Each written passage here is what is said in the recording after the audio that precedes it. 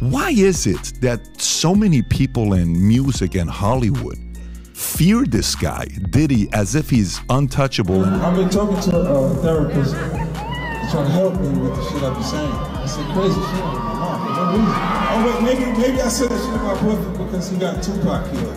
I thought it was for real reason, but they'll just do it that.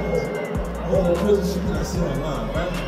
So according to Keefe, he's claiming that Puffy offered him $1 million to kill Suge or Tupac. Both or of them. both. Yeah, both their names came out. But you know, Keefe D said that Puffy paid him. You never know, you know what I mean? I believe when he said that, you know, Puffy was scared to come to LA and he was scared of it. We know that, you know what I mean? Like he's a very scary person, so that makes sense, you know what I mean? But as far as to say, I wouldn't put it past him, to be honest. If you want to know, I wouldn't put it past him. One of hip-hop's mysteries is the question: why has Diddy not been questioned, investigated, or perhaps arrested for the murder of Tupac? It's a question that's been unanswered for 27 years now, and even though the likes of 50 Cent have tweeted about it, Eminem talked about it on the song Killshot. Even the detective who investigated the case also stated that Diddy paid $1 million for the hit. Diddy still remains a free man. But now, even Ice Cube is also talking about it.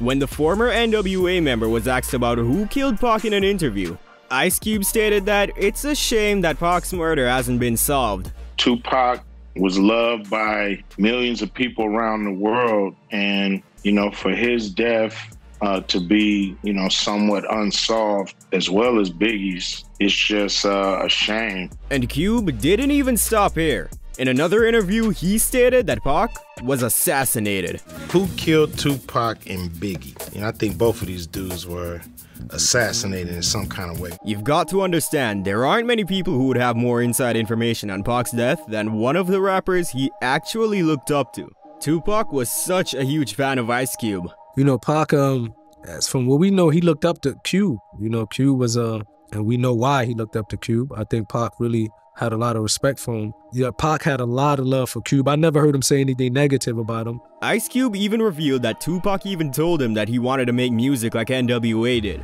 He was just, you know, the cool young nigga. We was both, you know, the young niggas in around the group, you know, so we would hang and kick it and shit, you know, and you know, just had real cool camaraderie, you know what I'm saying? And he would always tell me, like, you know, this digital shit is cool, man, but, you know, I want to do records like y'all, you know, I want to do... However, when Diddy was asked by Charlemagne if he did have a hand in Pac's death, he denied it completely and didn't even allow the interviewer to finish the question. Now, it was this documentary that claimed, which we know wasn't true. Yeah, check this out. We don't talk about things that are nonsense. We don't even entertain nonsense, my brother. So we're not even going to go there, with all due respect, but I appreciate you as a journalist asking. At the famous 1995 Source Awards, Tupac was in jail, and he wasn't even a member of Death Row Records just yet. And on this night, Notorious B.I.G. and Bad Boy were dominating the awards. He won the Rap Album of the Year award, the Lyricist of the Year award, and he also took home 2 other major awards. Brooklyn! What up? Yeah, no doubt. Yo, I got much love for everybody up in here. Good looking out the Meth, the Brat, you know what I'm saying?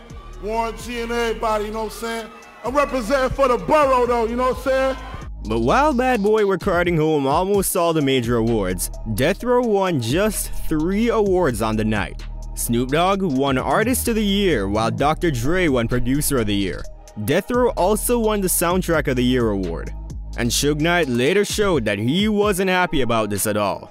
So when he got on stage to collect Death Row's award, he dropped the famous lines that many believe started the East Coast-West Coast beef. I'd like to tell Tupac to keep his guards up. We ride with him.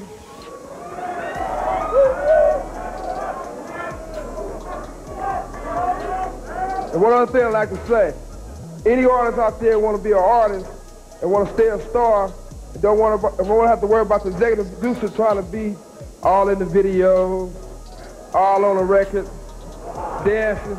Come to Death Row. Diddy stated that when he asked Suge Knight if he was the one that he was talking about, He claims that Suge Knight denied it and stated that he was talking about Jermaine Dupri. So to make a long story short, you know, this is where the after party's at, of course, at the world famous tunnel. Right. And so then when I ran up and I asked him, and he said, nah, I was talking about Jermaine Dupri. And I was just like, wow. Yeah, I was just... However, despite Diddy's claims, knowing the man Suge Knight was, do you really believe Diddy actually stepped to Suge and he caved? Whatever you believe, one thing that you and I both know is that Suge surely wasn't talking about no Jermaine Dupri. And another incident that also guarantees that Suge definitely wasn't talking about Jermaine Dupri is that just 51 days later, the Death Row boss was at Jermaine Dupri's birthday. Dupri's birthday changed from a celebration to a battleground real quick. After what happened at the Source Awards, Jermaine Dupri's birthday is another major incident that changed the course of hip-hop forever. In fact, some might even argue that it was at this event that East Coast-West Coast rivalry truly began. Because before this event, none of the sides had lost any major character to this rivalry. Jermaine Dupri had two events for his birthday: the party and the after party.